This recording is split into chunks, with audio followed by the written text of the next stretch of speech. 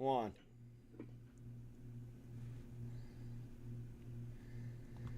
Hey, what's going on, everybody? Subby with Subby's Weather Talk, and we want to welcome everybody to our live roundtable. And of course, we have our storm chasers here with us. We actually have a new face here in the crowd tonight. We'll go through introductions here in just a minute. For those of you that might just be tuning in for the first time, a little bit about Midwest Meso Project. So actually an idea that Matt Jones from 417 come up with is, we have this great group of guys.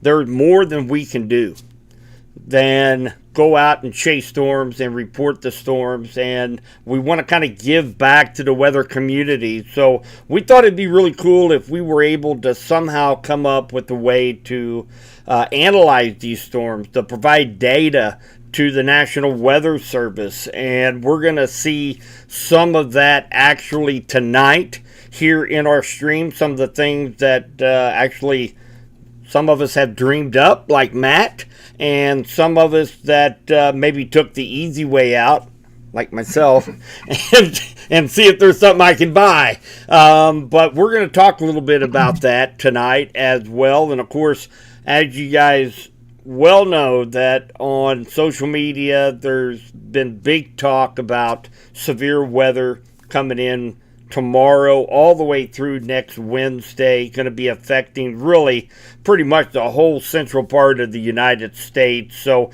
we're going to kind of put that in perspective for you guys tonight, because it's been a while since we've seen Storm Prediction Center outlooks that actually had slight and moderate risk. It's been a while, so everybody's antsy to get out.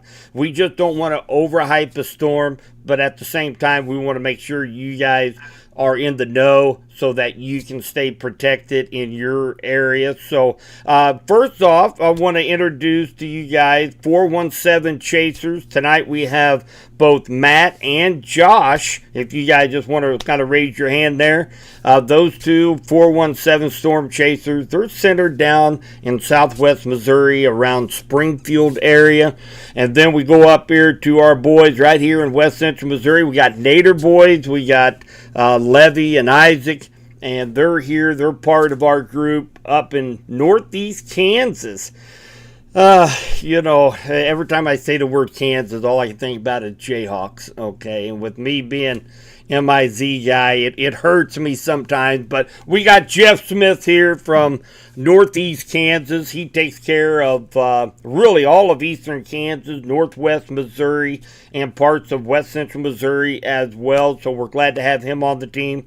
And then last but not least, we have our, until they get a couple more chases under their belts, they are still the noobs here in Midwest Meso Project, and that's going to be Team Havoc. We got Andy and Jeff here with us tonight, so we're excited to have everybody on board. We actually have another member, a new member of Nader Boys, Derek Dunn, and of course, you guys know as well as I do this time of year, in any kind of construction industry, you're going to be working late sometimes at night, and that is what Derek's doing. He's making the big bucks while we're sitting over here with our hobbies in front of a computer. So I don't know. I kind of envy Derek a little bit. At least he's going to be bringing home a nice paycheck this week, but he might be coming in maybe a little bit later, maybe here in about 30 minutes if we're still up and going. So let's just dive right in. And again, thank you guys, the Chasers, for joining us tonight. And of course, myself,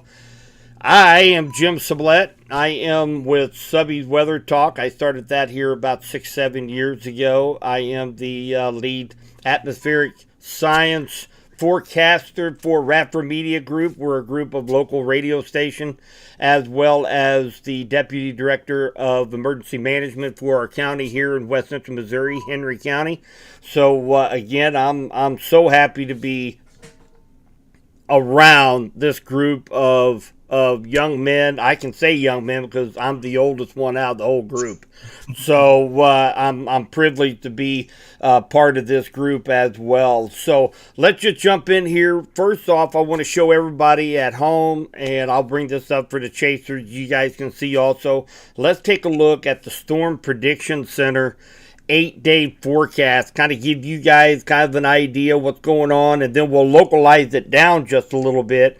I've got a few slides that we can go over, so let's just do that here right now. Give me 1 second. I'll get all this centered around for you guys. For those of you at home, you're seeing the SPC Prediction Center overview for the next 8 days. And now the chasers are seeing what we're looking at. So, of course, day one, that was today, and we saw actually a tornado outbreak ongoing up there in parts of Michigan, Minnesota, and eventually overnight tonight, it's going to work its way further south into Illinois and Indiana. But they've had several tornado warnings already this evening associated with that line of storms. Now, tomorrow morning, that's day 2. This is going to be an interesting one, as there is a slight risk extending all the way over toward the Springfield area over there, 417 Chaser territory. Now, there's just going to be a really short window tomorrow morning that southwest Missouri could be under the gun, and we're going to take a look at what radar might look like in the morning here in just a moment. But if you are down in that 417 area code, down in southwest Missouri, you need to be kind of keeping kind of weather aware in the morning just for a couple hours, and then you're going to have a beautiful rest of the day. But tomorrow a.m., you need to stay weather aware. And then we go to Saturday, in which we see that slight risk shift down further to the south. And then we start the days in which most of our areas are going to have to stay weather aware. Then that's eastern Kansas, west central Missouri, southwest Missouri. If you notice, day 4, there is a slight risk already out there in Kansas, Oklahoma, northern Texas. And that is actually going to be shifting east on Sunday. So late in the day on Sunday in eastern Kansas, we need to really kind of start paying attention to maybe what's going on. And then, of course, we go to day 5. It's going to shift a little bit further east, and that's on Monday. And again, eastern Kansas, western Missouri is going to be under the gun. And then, of course, day 6, we're also going to have that slight risk for pretty much the entire state of Missouri and far eastern Kansas. So we're definitely going to have to stay weather aware, guys. And I tell you, this is pretty unique. This is about the 3rd or 4th time so far this year that I have seen the Storm Prediction Center issue out the slight risk on day 4, 5, 6, and we even had a couple of occasions earlier this year where they actually had a day 7 slight risk that they issued. So what they are basically telling us right now is that the conditions are there for the potential of severe thunderstorms. Now, one thing that we will probably have to do is we're going to have to kind of describe to you guys what is actually going on, because it's going to be very conditional. Even though you see all of these slight risk, moderate risk out there, it doesn't mean everybody in that yellow shaded area is going to be under the gun for severe weather. They have a chance for severe weather, but it's going to be very conditional. And that ugly word, if you're a chaser, cap. Nobody likes to hear the word cap. They have nightmares about the word cap out there if you're a storm chaser. Basically the cap, just a refresher, that's when we have a really thin layer of warmer air above us at, say, 4, 5, 6,000 feet above our heads. And in order for a cloud to form, the parcel of air has got to rise and continue to rise and condense. Well, unfortunately, it hits that pocket of warmer air. It can't go up any further. Okay, we always describe it as a lid on a boiling pot of water. You have the steam just barely coming out of the pot, but as soon as you take that lid off, you get this explosive steam out of the pot that goes to the ceiling. That's exactly what these thunderstorms do. So you want a little bit of a cap so you get that explosive development, but you don't want too much of a cap or you're going to be underneath blue skies out there trying to storm chase. So it's very important, and that's going to play a big part on whether or not we get any severe storms over the next 3 to 5 days. But all indications are showing that we are likely going to be under the gun for at least some severe weather. I think tomorrow morning we're going to take a look at Southwest Missouri real quick for those around the Springfield, Ozark, Nixa, Joplin area, and all the way down south to Branson and northern Arkansas. It's going to be, we're talking 1, 2 cells, that's it. But they could be packing a punch in the morning. So now that you guys know the Storm Prediction Center, you kind of know what the professionals, so to speak, are kind of looking for out ahead of us. Let's go through some of these slides. We're going to talk a little bit about the conditional threat. We're going to talk a little bit about why we're talking maybe just a 2-hour window for Southwest Missouri for in the morning. So let's just jump over here to it here real quick. Let everybody there at home get to see this. And then we'll let our storm chasers, we'll go ahead and let them take a look too. So here is our threat for the next couple days. So we've got Friday, tomorrow morning. We have a fairly large slight risk that is going to be extending from down to Joplin, Springfield, as well as Branson, all the way to St. Louis for Friday. And then Saturday, we're going to be seeing that risk shift to the south. We just got through talking about the SPC, how that shifts down to the south. That's Saturday's threat in the orange, and then up in the red, that's going to be our Sunday threat. And I've included a little bit of far western Missouri because there are a couple models out there that are showing the potential of a couple of those cells to stay robust as they move into a little bit more stable air, but there's still going to be strong thunderstorms that could possibly, maybe impact far eastern, maybe western Missouri as the afternoon, evening goes by. And then we've got on Monday and Tuesday, that's our big severe threat that we have here in eastern Kansas, western half of Missouri. Right now, if tomorrow was Monday, and we're looking at all the data right now is present data, we would likely have a severe storm outbreak going on here in eastern Kansas, western Missouri. But I have to remind you guys that we are still a few days away from this thing. Anything can happen. As I tell everybody, do not catch modelitis and thinking it's going to be all loom and gloom on Monday and Tuesday. Things can change, but it's definitely something we're going to be keeping a very close eye on. And I know most of our storm chase teams are going to be out and about on Monday and Tuesday, so we'll definitely be keeping a close eye on that. So let's talk about tomorrow morning. So tomorrow morning, the reason why it's so conditional for Southwest Missouri, if you notice, the main energy is going to be up here, way up here in Michigan and Wisconsin and Minnesota, up in this area here. However, we're going to see a little bit of a jet max. That's where you see kind of the darker shades of red that you see here on the map.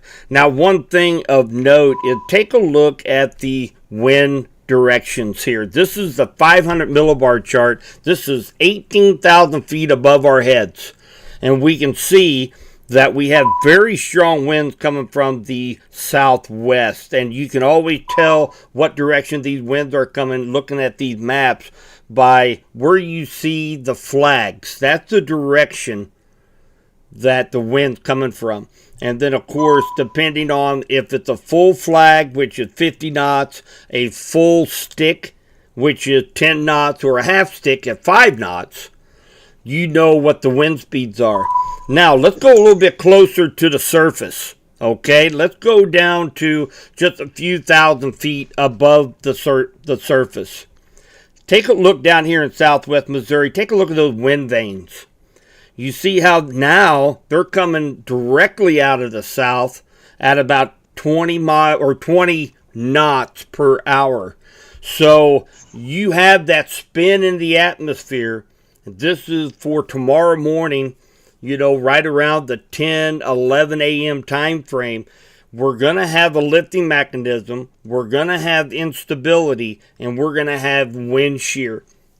However, the best ingredients are still going to be way up here. This is going to be kind of a hot spot for tomorrow morning. But again, right down here in far southern Missouri for a 2-hour window, we could see some thunderstorms. The biggest threat is going to be very large hail because it's going to be very cold aloft. And that's a sure sign that these mesocyclones are going to be spinning strong updrafts, and you can expect big hail out of any of these storms that might fire. So that's the reason we're keeping a very close eye on this area for tomorrow morning. Now let's go to, this is the skew for southwest Missouri in the morning. Now, the reason why we look at these is, first off, we want to sit there and take a look at this area right here. This is the CAPE. That is the convective available potential energy. That's what the CAPE stands for. That's the energy that drives these thunderstorms, that let them sustain themselves and be robust. Now, typically, in order for severe thunderstorms to happen, you typically want 600 joules of CAPE. That's how that energy is measured in joules.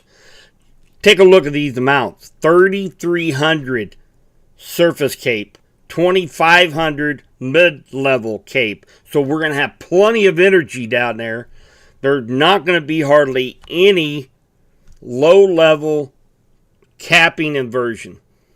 Now, once you get up a little bit further, a lot of models are showing once you get up to about the 5,000-6,000 level, that's feet above our heads, there's going to be a little bit of an inversion up there that could possibly keep these thunderstorms from happening.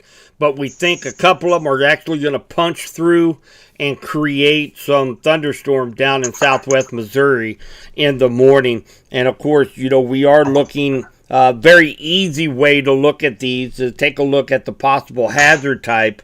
It is showing tornado. However, because you can look at these hotographs, if you know how to read them, this is not your typical tornadic skew-T or hotograph. This is more of a hail producer. But you can never rule out, even on the slightest days, that a tornado cannot happen. Just ask Matt Jones and 417 Chasers on 2 weeks ago. Very, very slight risk of any tornado action that morning. And we ended up having, was there 3, 4, 5 tornadoes down in your area? No, I think there were 8 confirmed on a 2% day. Wow. So, and Matt mentioned, just the night before, when we did one of these roundtables, he made it a point to tell everybody, hey, don't just write off a low-risk day. Some of his best chases have been on low-risk day, and then the next morning, you have 8 confirmed tornadoes. So that's the reason why we do these roundtables, guys, to get you guys the best information. We're not trying to fear monger. We're not trying to say tomorrow's going to be Armageddon. but you need to be prepared and have a plan in case a warning comes to your area, and that's what we strive to do for all of us, whether you're a storm chaser, whether you're me giving forecasts out to West Central Missouri, or part of Midwest Meso program. So, that's what we try to do here. But conditions so far in the morning, definitely looking like probably between the 8 a.m.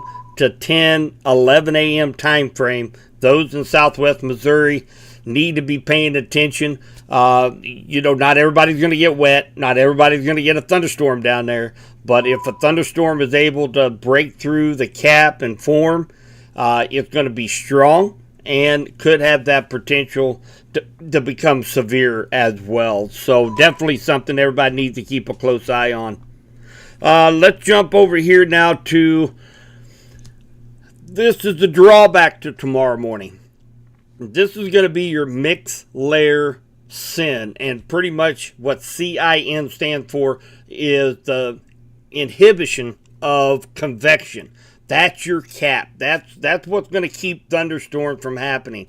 The higher that number, the more likely thunderstorms are not going to produce. But if you take a look down here, this is for the same time frame, 10 a.m. tomorrow morning. If you take a look right down here, you see where there's not any color at all? Those are likely going to be the supercells that form. Now, they might not just form right there. They might form 75 miles to the south or to the southwest. Remember, this is just a model. A model is going to tell us what could happen, not what will happen. So we have to take that with a grain of salt. However, it is saying that there are going to be a few thunderstorms out there tomorrow morning, and that we need to keep a very close eye on it. But otherwise, we have very strong cap in place for most of the area. So we're definitely going to have to be watching this. Any storms that fire are likely going to be strong to severe for those 2 hours tomorrow morning.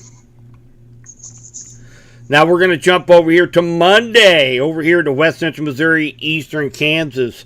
Now, very easy, I can tell just by looking at this, that this is going to be a pretty powerful low system. We talked about this before. This is something that kind of kept us from getting too bad here about 2 weeks ago in Eastern Kansas, Western Missouri, because we had a positive tilted trough. You don't get quite the lift.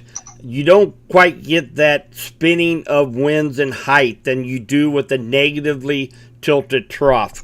And we have a negative tilted trough that is going to be heading our direction for Monday and Tuesday. Now, typically when you have that, the southeast quadrant of that low pressure system is going to be where you really focus on for the best chance to see any severe weather, mainly because that's the highest lift.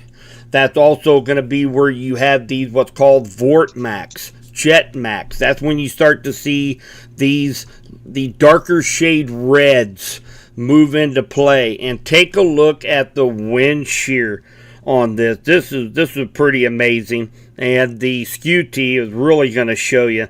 But take a look at these winds, what direction they're coming out of at the 18,000 feet above our head level, at the 500 millibar level.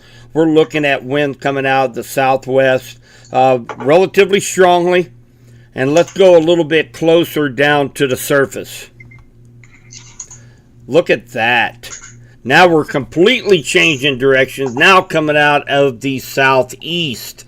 We're going to have so much wind shear out there that even with just the other ingredients being moderate, with this wind shear that we'll have in place, is really going to be a driving factor for these thunderstorms. So, right now the skew T and the photograph is looking very impressive again. We always take a look at the Cape. We're looking at 2600 surface, 2099 mid-level. We don't have any cap in place on Monday and Tuesday, and that's going to be a big factor. If we keep no cap in place for Monday and Tuesday, we're going to have several rounds of potential severe storms. It's going to depend on when that cap Kenny Road. And then take a look at some of that 2.75 inch significant hail. This is a little bit better of a hodograph. You start to see that upside down U. That means that you're going to have changing direction and height as you go up in the atmosphere. The wind's going to be coming from different directions. And take a look at this. This is impressive. Look how curved that those wind vanes are. That means you're going to have just incredible wind shear on Monday and Tuesday, and that's definitely something I know I'm focused on. I think all of our chasers are really focused on late Sunday night, Monday, Tuesday, and possibly well into the early morning hours on Wednesday is really going to be our focal point for severe weather for us here in eastern Kansas and western Missouri. Now we want to get to some fun stuff. Look at Matt. He's grinning ear to ear now. So, we've kind of talked a little bit about our severe chances and kind of what we're thinking as far as who's going to be under the gun and the time frames. Now, this is something that Matt Jones have kind of dreamed up.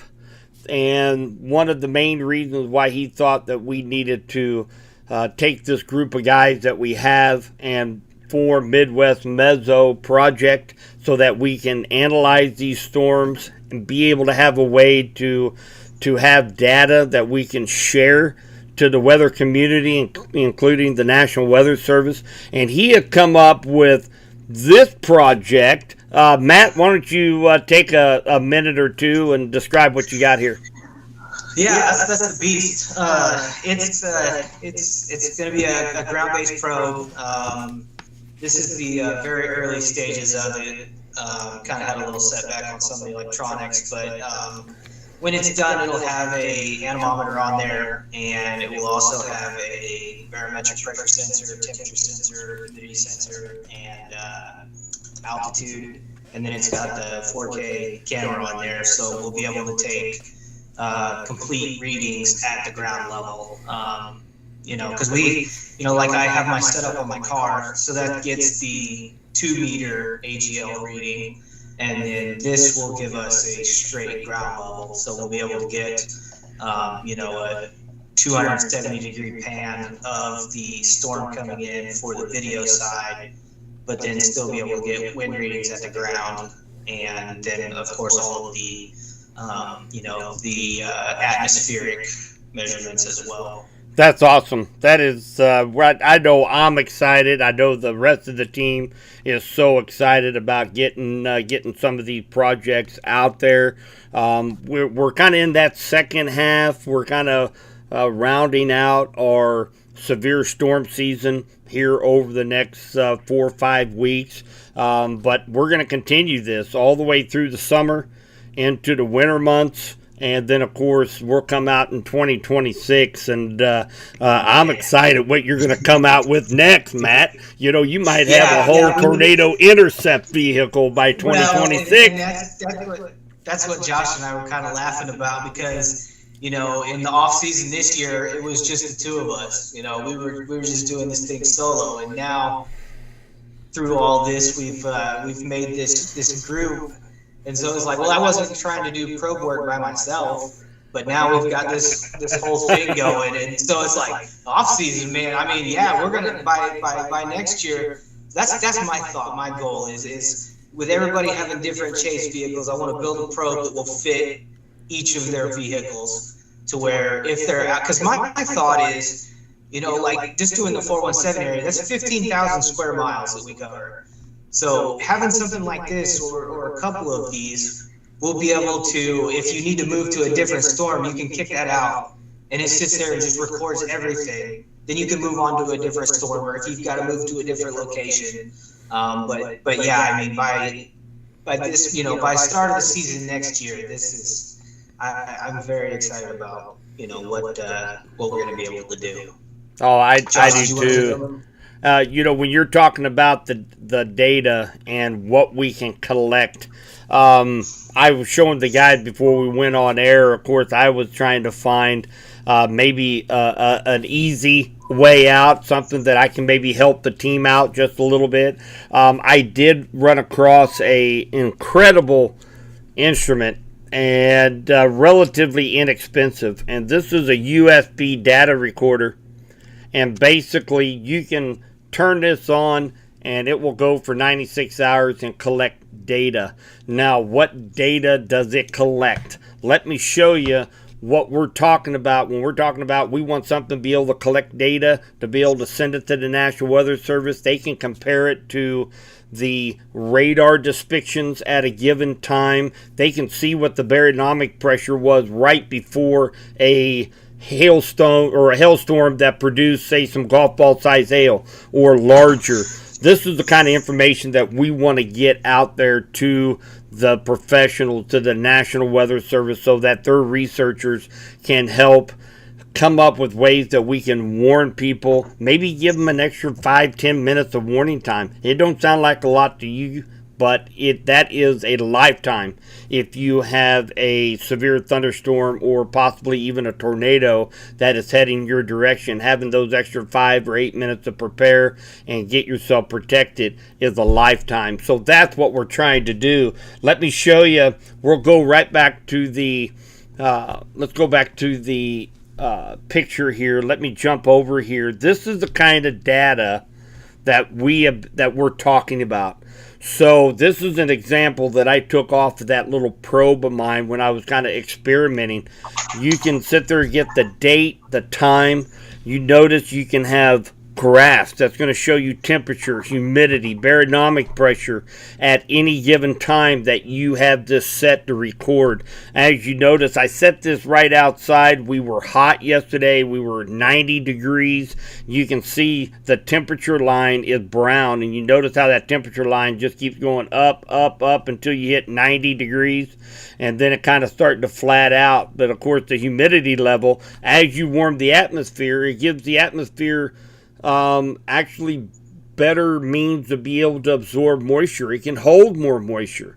So typically when you got your temperature going up, you got your humidity going down like you're seeing. And then of course we can also measure the barometric pressure also, which really plays a big part when you're talking any kind of tornadic cells. And of course it logs everything. I had this set for every 30 seconds. It would take a measurement of the temperature, the relative humidity, the barometric pressure every 30 seconds for about 40 minutes or so, I believe.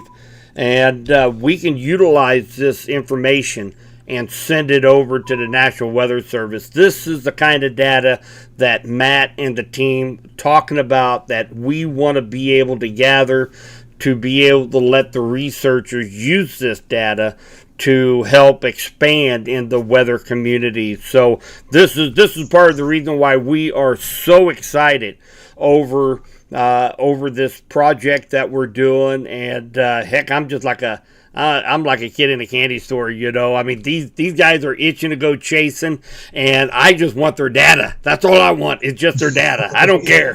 But one thing of note, there was an update. Of course, for those of you that know me, know that I am a strong proponent, and I'm also a partner of Weather 2020 and the LRC, that stands for the Lezak Recurring Cycle. And for those that don't know Gary Lezak, he was a prominent meteorologist in the Kansas City metro area for a number of years. Nearly 30 years ago, he started realizing that there are cycles, there's patterns to the weather each and every year.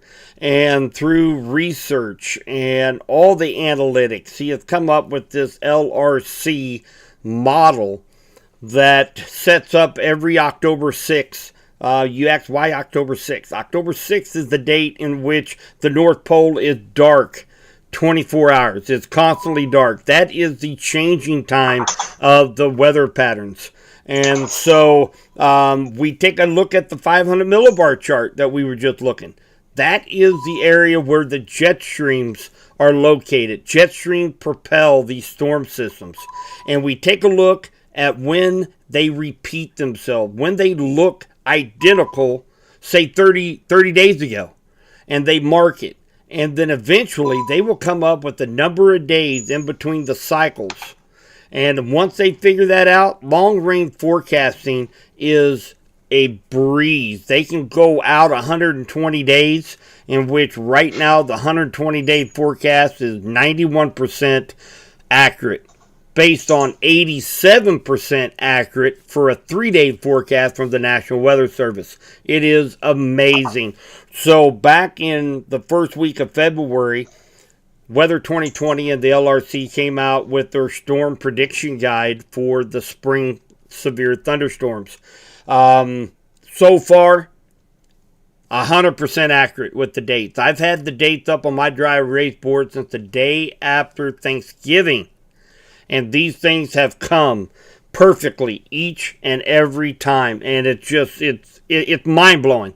This is such innovative modeling, and I don't know if you necessarily call it technology, but the research that was done for this is just, it's amazing. If anybody needs more information on Weather 2020 or the LRC, please get a hold of me, and I can get you guys set up. There's a bunch of different products, such as the Severe Weather Outlook. That comes out. That's for the whole year. We have a hurricane outlook report. We have a winter outlook report as well. You can purchase those a la carte, or you can bundle them up. We have the global predictor, gives you 6 months of forecast anywhere around the world. It's an app for your phone, costs you about $5 a month. It's fantastic. But enough of me rambling on about the Weather 2020. Here is the newest update. And of course, it has enhanced a little bit. Now, it had the same area over Memorial Day highlighted back the day after Thanksgiving. However, now it's a little bit more enhanced because the cycle proved correct and we had intense storms at our other cycles prior to this Memorial Day system. It increases our risk for severe weather. And the next one on tap is May 24th through the 30th. And of course, that will take us through Memorial Day weekend. I think for eastern Kansas, western Missouri, really keeping a close eye on from Monday the 26th or the 28th through Wednesday after Monday of Memorial Day. So Monday the 26th. So the 26th, the 27th, the 28th for eastern Kansas, western Missouri. I'm really kind of watching. Of course, these storms hadn't even formed yet. But about 10 days prior, coming up here next week, I'm going to be watching out into far Pacific Northwest, and we will start to see that storm system start to brew and then eventually work its way into the continental U.S., and we'll have a little bit better handle on timing and intensity. The biggest thing I'm seeing out of this is rainfall, not what the farmers want to hear. They're getting their crop planted right now. I mean, the fields are dusty. These guys are out planting in full force. If we get a major rain, say 4, 5, 6, 7 inches, there's a chance they might have to replant. If they replant, that's more diesel costs, seed costs, fertilizer costs. I mean, it can. Farmers have insurance for that reason, but it still is a huge setback to the farmers. So I'm keeping a really close eye on the hydrology report with this system as it moves in. And of course, we have that potential of severe weather as well. So that is really, guys, that's all I had that I wanted to get out. We really talked we talked a lot about several different things. We talked about the potential seeing severe weather here over the next 3 to 5 days. We talked a little bit about our next upcoming storm. I've done a lot of talking. Now, I would like to hear from you guys. Have looked at the models. You guys probably looked at more models than what I have. I would like to get maybe your feedback on maybe what you think, maybe a target area, what you're going to be doing, and then, of course, here in just a little bit, I'm gonna ask you guys how people can watch your streams. How can they find you on social media? We'll start with Matt and Josh 417. Yeah. So I think Josh is working tomorrow, but I don't know about how much work I'll be doing, but I'll be working. Yeah. Go ahead. So he does a lot of our updates and stuff when he's got to work. If I'm in the field, he does a lot of because we'll post all the updates, like severe warnings. But I'm gonna be here. I'm gonna start here in Springfield. I'm gonna try to catch that. It looks like 10 o'clock, kind of down in towards the southwest corner, like the far southwest corner, down like the Oklahoma border, and see how that plays out. But it looks like about 11, 12 o'clock. Really, it pops in this area, but more kind of south of Springfield. And then I think I'm gonna follow it out from there because it really about noon, 1 o'clock, kind of just south of Rolla. At least on the HRRR, the Cape values are through the roof, and it's showing on like reflectivity futures that we're going to break our common storm movement, and it really looks like some discrete supercells forming out there, and not so much in a linear format like we have. So hopefully, if there are tornadoes and that they're in open fields, but they're not rain wrapped like everyone I've been on this year. So that'd be a massive change to actually have one where we can see, because everyone we've had so far this year's been just massively rain wrapped, and it's great. We know we're there, but we never get really good footage of it because you can't see anything out the windshield. So yeah.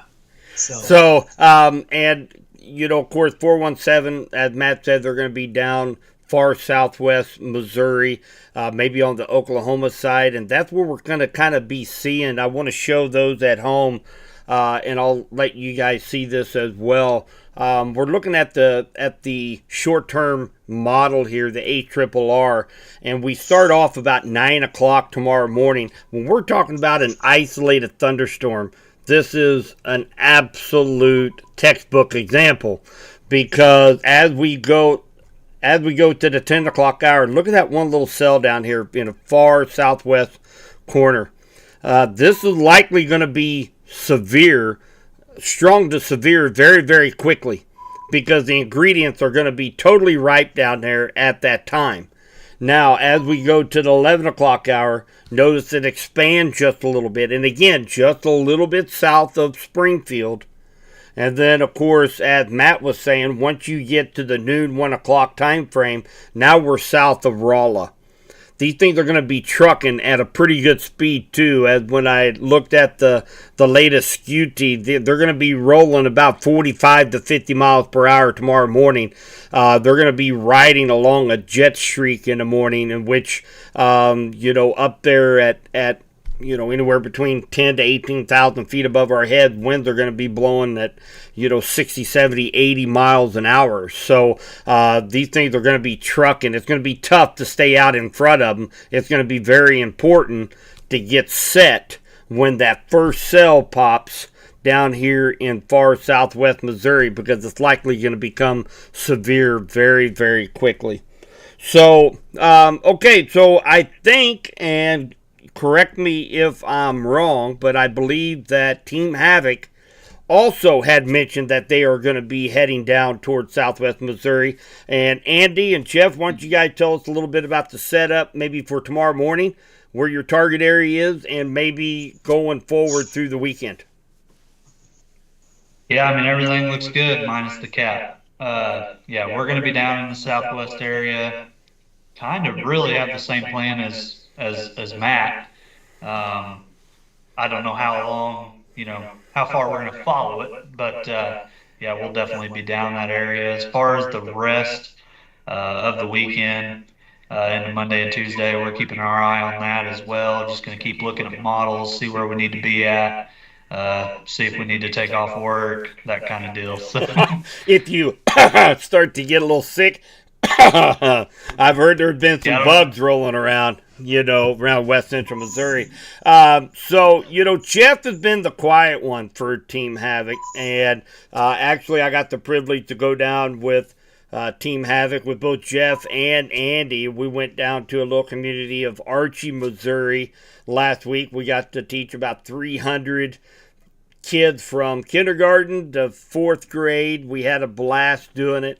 I don't know. Me personally, I think Jeff was more probably in tune with lunch. We got a free lunch out of it and snacks. So I have a feeling that Jeff has already been kind of. I think Andy probably ruined it for us, because one of the questions I was going to ask Jeff was, what the number one thing that a storm chaser has to have with them at all times. Now, we stumped Andy on it, but he came up with a great answer here a couple roundtables ago when he mentioned, well, I guess you have to have toilet paper.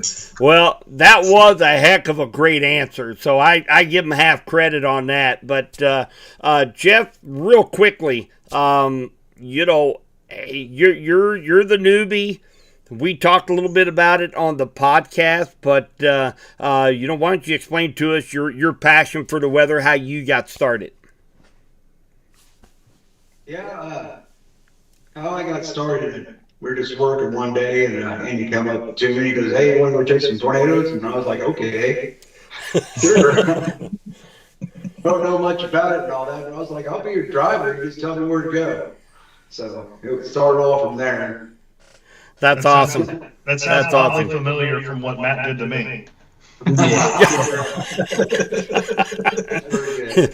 Hey, get out there and get some data from that tornado, Jeff, will you? Yeah. There we go. We all got to have that one guy on the team. And last but not least, we've got our West Central Missouri homegrown boys, the Nader boys. Of course, I've been associated with them here over the last couple years, and great couple of guys here. You won't meet them any nicer than Nader boys out there on the field. So, Isaac, Levy, I want to know kind of what your take is on tomorrow, and then of course on Monday and Tuesday as well. So for me, I think tomorrow morning I'll probably stay up to just in this area. Levy's kind of down there in southwest Missouri, so he may be out on that. I don't want to speak for him, but he's kind of mentioned a little bit about that. But yeah, Monday, Tuesday, I'm hanging around this area, just kind of seeing where we need to be, kind of like Team Havoc there. Just seeing some trends on how things are going. But Monday, Tuesday is looking like we will be out. So excellent, Levy. Yeah, tomorrow I gotta be up early anyways, so I'll be watching. I'll be down in the Highlandville area, Spokane area during that time anyways. There's some good viewpoints down there and some locations that I've been to now, so I will be down there looking for sure. As far as the rest of the weekend goes, I'm just gonna be in communication with Isaac. Sunday on, I can take off if I need to and head out there. So, obviously, I haven't really. I mean, we got to go with 417 there one time, but I mean, I've been bored. So, but I don't want it around here. I want to go out somewhere else where I don't have to worry about that stuff. So, yeah, you don't have to worry about hail. Levy has the paranoia of hail. That is I remember back when we first got started. This was such a funny story because, the way me and Isaac met was Isaac just came into my place of employment, introduced himself, and said that he loves the storm chase and that he has access to some cameras if I want to use them at Subby's Weather Talk. Well, sure. Well, then, it seemed like, me and my brother, we go out, we like to storm chase, and I would always ask him, I said, hey, is Levy coming? He goes, well, I don't know. His daughter might have a ball game. But my Subby's Weather Talk stream will be blowing up with questions. Hey, Subby, how big the hail going to be? When is the hail going to be? Ask me all this question about when the hail, is it going to hit Nixa. It's going to hit Ozarks. And I was just like, what is up with this guy with this fascination with hail? And he's just like, well, he just don't want his truck to get hit. When we go storm chasing together, we have to make sure that his truck is parked in an area where we won't have hail. So, I mean, it cracks me up. You got guys out there that want the hail dings on their vehicles. It's kind of like a battle scar from being in a big storm, and he's running away from every kind of hailstorm out there, That insurance just keeps going up. It does. Yeah, don't get me started on insurance salesmen. Oh, boy. Well, what we know from our case is the hail's going to come just about the time Isaac falls asleep. Yeah, exactly. I'll take it. That's why I drive for us. So I'm a driver, so Isaac can do whatever. Somebody else's car, though, right? Yeah, it's Isaac's. Man, I tell you what, there's no one else that has went through a ditch in a Ford Escape like we have. So if anybody wants to challenge a Ford Escape, I will take that on, because that thing went through a ditch at 85 miles an hour better than anything else I've ever drove in my life. For a good mile or two. Yeah. And we would have stayed in it if we could. That's awesome. That's awesome, guys. So we have they're relatively local storm chasers too. They popped in and out of chat also. I always keep a close eye where they're at, because it seems like, you guys, that chaser convergence, they're always around wherever you guys are at, Catherine Brock. And anyway, she's not going to be out on Friday. However, it looked like probably next week they're going to be out and around our area as well in West Central Missouri. Matter of fact, I think on the last storm chase, I think Jeff and her were sitting side by side next to each other. They didn't even know it. So it's kind of funny when we all have the same ideas. We all have the same target location, what they call chaser convergence. Unfortunately, that was the topic to one of my podcasts here. It's been several months ago, and what kind of led to that new bill that Oklahoma is trying to get passed, in which it's going to make it illegal to storm chase in the state of Oklahoma without having being a part of a media, having a license to do so. Because, when you guys watch videos as much as I do, watch these guys, Brandon Kopic, Reed Timmer, we watch them, and they're just steady stream of taillights you see going down this gravel road, and you get that chaser convergence. Somebody runs off the side of the road, everybody has to stop, tornadoes bearing down. It's getting to the point where safety is a concern with that chaser convergence. I do understand that to an extent of what Oklahoma is trying to do, but man, you can't. How are they going to enforce this? You're just driving down the road, you get pulled over, they get you out of the car and frisk you and says, "Are you a storm chaser?" How are they going to enforce this? I don't know. I think that's pretty much dead now. It is. It kind of got axed. I guarantee you it's going to be brought back up again. For sure. Yeah, it'll be brought back up again. But I tell you what, a few of us went to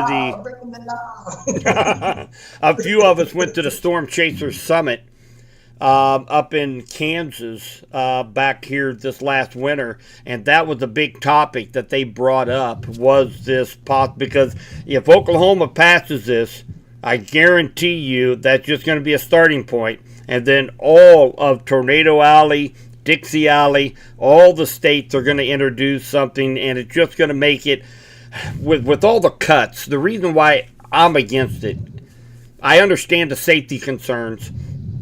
We've talked about this several times as a group, but we've all heard about all the funding cuts from the National Weather Service, and for 2026, they're talking another 25% cut in their funding.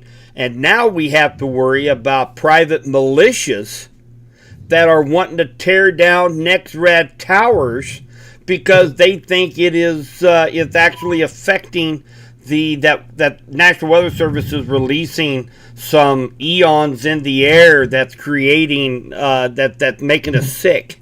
And so they have these game plans on no, they have these game plans, and I mean this is a big thing. This is national news. They have FBI, Department of Homeland Defense on this. All National Weather Service offices are aware, and they're keeping a close eye. They're putting cameras up around their NextRad towers. I mean, there's books out there on how to sabotage NextRad radar towers.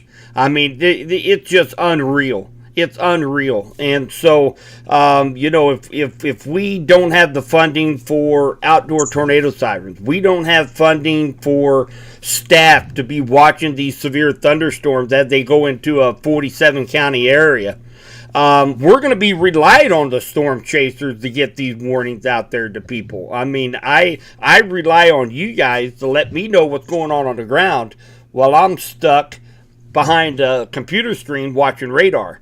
I depend on that. And then I take your information, my information, we put them together, we send them to the National Weather Service, and they utilize that to get warnings out to people. So it's a big thing. I am glad that it's killed. I'm sure it's going to be back up again on the tables here sometime in the near future. If you haven't, not that I'm plugging my podcast, but I did put my newest podcast last week was from the oldest living former director of National Weather Service. He wrote a letter pleading to the public, pleading to all the weather enthusiasts out there to get a hold of your representatives, to get a hold of your senators. Try to fight this. Let them know what you think. And actually, just in our group in Subby's Weather Talk, we actually had, because of that podcast, the lady had a one-on-one with Mark Alford with our Missouri Congress and wanted to know why this is happening. And that's what it takes. That's what it takes, unfortunately. We got to sit there and get our voice heard out there. Our goal is to be able to inform and protect everybody and to help them prepare a plan to protect their family and their land and their livestock. And, it's also our job and your job as watchers of this stream to make your voice heard and get out there. That's the only way that we could ever make a difference there. So another thing I want to bring up also that I'm going to bring up here is that I don't think any of these guys have a website. I'm not trying to plug a website by no means, but this is for everybody. This is for our storm chasers. This is for people in eastern Kansas, western Missouri. This is for everybody. And it is a website that I created that's full of information. I want to make sure everybody utilizes it. And we got some great information on that as well. And I'm going to share this with the guys and with you at home. And it's subbysweathertalk.com. Very, very easy to navigate. We got our storm chase crew. If you click on that, it goes right to our Project Meso and why we are doing this. It also takes you to our YouTube page for Midwest Meso Project. We also have some great footage from the chasers out there on the field. I definitely encourage you to check that out. Not only that, but we have, if you just want to go here and you want to say you want to look at, you want to listen to live radio from Springfield, Missouri, you can click on that. If you're down there tomorrow morning, you don't have a weather radio, go right here. You can listen to Springfield office, National Weather Service. You listen to their weather radio. Storm spotter training. If you want to become a storm spotter, take this class. You get a certificate afterwards. You are now an official storm spotter. Drought monitor. Of course, you click on that. That's going to take you right to the current drought monitor. If you want to take a look at agriculture, weather, river levels, we got our National Weather Service offices. We've got video blogs. We got radar. Guys, this thing is loaded. Missouri power outage map. One click, you're there. So definitely a great website. I just want it to be utilized. There's so much information on here right from our homepage. You can actually go right to.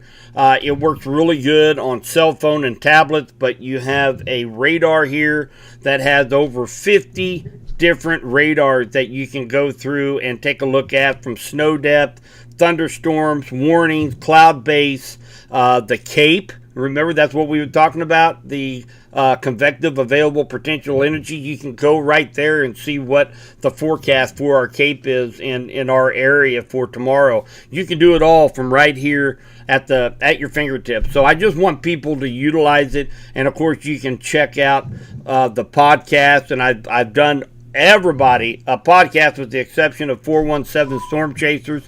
That's coming up next week. We're going to be talking a little bit about the cut of funding and what kind of drove Matt and Josh into being storm chasers and what fueled their passion for the weather as well. So we've got podcasts on there with Nader Boys, with Team Havoc, with Jeff Smith. So definitely, if you're driving down the road and want to listen to a good podcast, you can also find it at communityfirstpodcast.com, and you can also find it on MyHeartRadio as well. So lots of information there. I just want to make sure you guys utilize this website. There's a lot of great information on that. So guys, anything else you guys want to add for this roundtable? Don't everybody speak at once. No, it's just going to be an interesting couple of days. Definitely, just don't get set. Just be fluid with it. I think everybody's in for a long week. Yeah, definitely be excited to kind of see how it plays out, see where everyone lands, since it's going to be so isolated, just to see who can guess the exact right spot at the exact right time. Oh, easy. That's easy enough. Yeah. Just remember me being over here on the eastern Kansas side. It comes through me first. Well, I tell you guys, my plan with Subby's Weather Talk, of course, I get to the station early each and every morning to put out forecasts. I'm going in really early in the morning. I'm going to get all that ironed out by the 5 a.m. time frame. And then what I am going to be doing is I am going to be kind of moderating everybody's streams that's going to be heading down Southwest Missouri. 417 Storm Chaser, Team Havoc. They're going to be down there monitoring the potential for a couple of severe storms. We're going to be looking at radar. We're going to have their live streams up. You're going to be able to find that at Midwest Meso Project's YouTube page. I will be planning on probably going live sometime around the 9 o'clock time frame. Then maybe we can talk to a couple of chasers down there. We can talk to them and kind of see where they're going to be setting up in the morning, and we'll see if we get those thunderstorms to form tomorrow morning. And then of course, once they move out of the area, then I'll go back doing my day job and putting out forecasts and looking at models. So that's my plan for tomorrow morning. So I want to thank all the viewers. I know Catherine said her and Kevin are going to be out as well on Monday, Tuesday.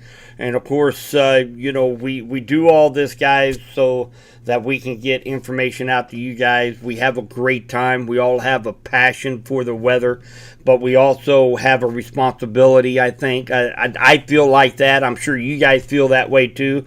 We kind of have a responsibility to keep our community safe, and that's what we strive to do with all of these storm chasers on their individual pages, as well as Midwest Meso Project. What I do want to do, if anybody is out there that wants to donate, it's not cheap, guys, to go out and spend the gas and the wear and tear on the vehicles. It is not cheap. I know that firsthand. So if anybody would like to, donate, I've got up there on your screen right now, I've got Team Havoc.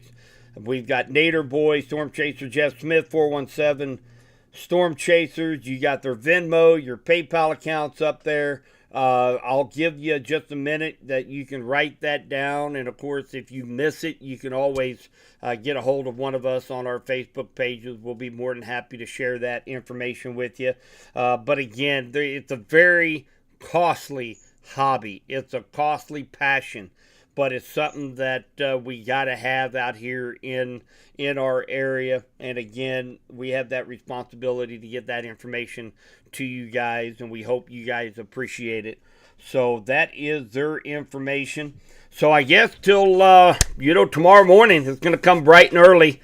And then of course, as we go through the weekend, I will likely give a couple updates on our Midwest Meso Project YouTube page on what the models are looking like as we go through the weekend. And then, of course, it's going to be game on from Sunday afternoon through Wednesday morning. I'd say you guys are probably going to get tired of hearing my voice over those 72 hours, but I think we're going to have a very active time. And it is conditional for tomorrow. It is conditional for Sunday afternoon. Right now, Monday and Tuesday look like the best 2 days out of the week. So everybody just needs to stay weather aware. Chasers, all you guys, Jeff, Matt, Levy, Isaac, Josh, Jeff, and Andy. Man, thank you guys for giving up some time tonight away from your family so we get this together for our roundtable. I can't wait for our next one. I say our next one we're gonna try to push it right before Memorial Weekend. Unless something should happen to come up between now and then. But that will probably be our next chance that we all get together and have a round table for the next big storm system that's going to be coming through eastern Kansas and west central Missouri over the Memorial holiday. So I guess until next time, guys, you guys take care. We appreciate you guys following all of our streams. If anybody has any questions, feel free to reach out to me. And until next time, stay safe and stay weather aware.